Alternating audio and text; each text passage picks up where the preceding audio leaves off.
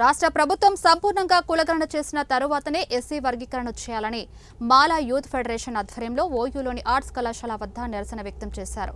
ఈ సందర్భంగా మాలా youth federation chairman మంధాల Bhaskar మాట్లాడుతూ కులగణనను మార్చి 10వ తేదీ వరకు కాకుండా మరో 6 నెలలు పొడిగించాలని డిమాండ్ చేశారు. ముఖ్యంగా దళితులకు సంబంధించిన 2025 సెన్సెస్ ప్రకారమే వర్గీకరణ చేయాలని కోరారు.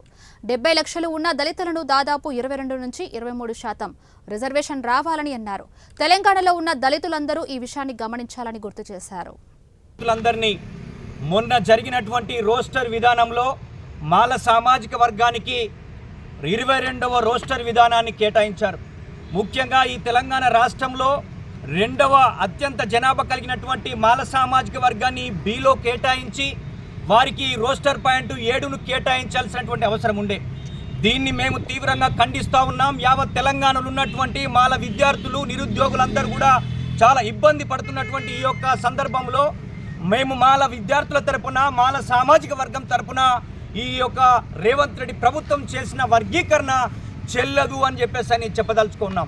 ముఖ్యంగా లేటెస్ట్ సెన్సెస్ సుప్రీంకోర్టు తీర్పు ప్రకారం లేటెస్ట్ లెక్కలు తీసుకొని ఆ యొక్క జనాభా దామాష ప్రకారం 1950లో ఉన్నటువంటి జనవరి 26 భారత రాజ్యాంగం అమల్లోకి వచ్చినప్పటి నుంచి 15% ఉంది.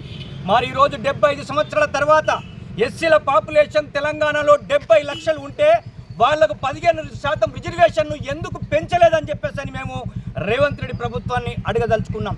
అంతేకాకుండా బీసీల కులగణన చేసి 42% రిజర్వేషన్ ఇస్తా అని చెప్తున్నటువంటి రేవంత్ రెడ్డి ప్రభుత్వం ఎస్సీల యొక్క కులగణన ఎందుకు చేస్తలేదు? ఎస్సీల పట్ల మీ నిర్లక్ష్య వైఖరి ఏంటో మేము ఈరోజు ప్రశ్నించదలుచుకున్నాం.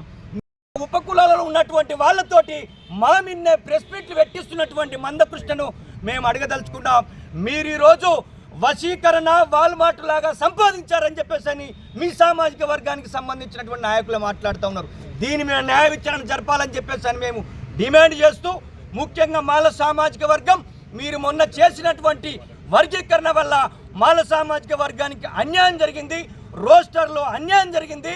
రేపు గ్రూప్ 1 కానీ గ్రూప్ 2 కానీ టీచర్ ఉద్యోగాలలో కానీ ఎంబీబీఎస్ సీట్లో కానీ బీటెక్ సీట్లలో కానీ మాల సామాజిక వర్గానికి అన్యాయం జరిగేటువంటి పరిస్థితి ఉంది. కాబట్టి మొత్తం కూడా తెలంగాణ అంతా తిరిగి మా విద్యార్థులను సమీకరించి ముఖ్యంగా మార్చి 1st వీక్లోనే మాలల విద్యార్థి గర్జన ఈ ఉస్మానియా యూనివర్సిటీ వేదికగా నిర్వహించబోతున్నాం.